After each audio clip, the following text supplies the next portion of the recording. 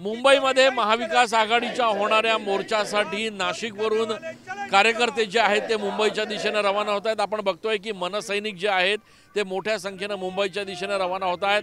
त्यासोबतच माकपचे कार्यकर्ते देखील या ठिकाणी एकत्र झालेले आहेत आणि नाशिकच्या घोटीवरून आता हे सगळे कार्यकर्ते जे आहेत ते मुंबईच्या दिशेने रवाना होत आहेत। आपल्यासोबत दिनकर अण्णा आहे। अण्णा, एवढ्या मोठ्या संख्येने कार्यकर्ते मुंबईच्या दिशेने रवाना होत आहेत, काय नेमकी भावना आहे कार्यकर्त्यांमध्ये? निवडणूक आयोग आणि भारतीय जनता पार्टीने ज्या पद्धतीने मतचोरी करून विधानसभेत निवडून आले, लोकसभेत निवडून आले, आता सुद्धा त्यांना स्थानिक स्वराज्य संस्था या मतचोरीवर निवडून यायचे।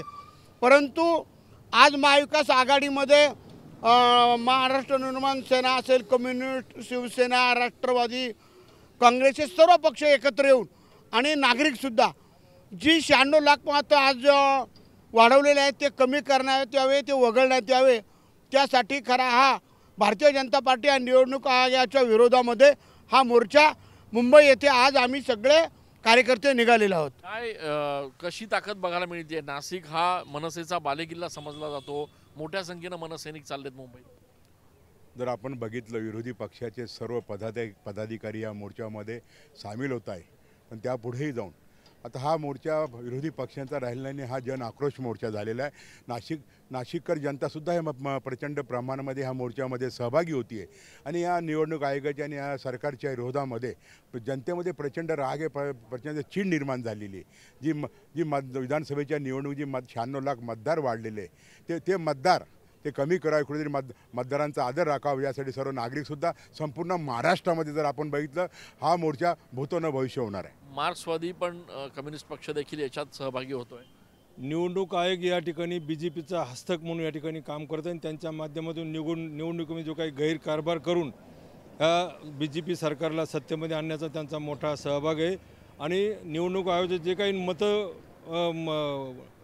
याच्यामध्ये जो गैरकारभार केलेला आहे तो उघड करण्यासाठी या ठिकाणी आज मोर्चाचं आयोजन केलं। त्या मोर्चामध्ये डावी आघाडी, शिवसेना, मनसे, कम्युनिस्ट, काँग्रेस अशा सर्व पक्षांच्या वतीने हा मोर्चा आम्ही सहभागी होत आहोत। आपण बघतोय की डाव्या पक्षाचे लोक असतील, मनसे असेल, शिवसैनिक असतील, हे सगळे जण आता मुंबईच्या दिशेने रवाना होत आहेत। नाशिकच्या घोटी टोल नाक्यावरून आता हा पूर्ण ताफा जो आहे तो मुंबईच्या दिशेने रवाना होणार आहे आणि आजच्या या मोर्चामध्ये सहभागी होणार आहेत। एकूणच या मोर्चाच्या निमित्तानं आगामी स्थानिक स्वराज्य संस्थांच्या निवडणुकांचं रणशिंग देखील या पक्षांकडनं आता खरं तर फुंकलं जाणार आहे।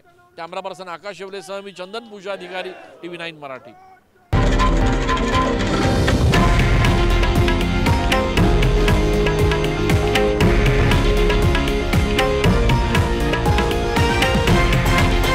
हे आहे देशातील नंबर 1 न्यूज नेटवर्क आणि आपण पाहत आहात TV9 मराठी, एकमेव।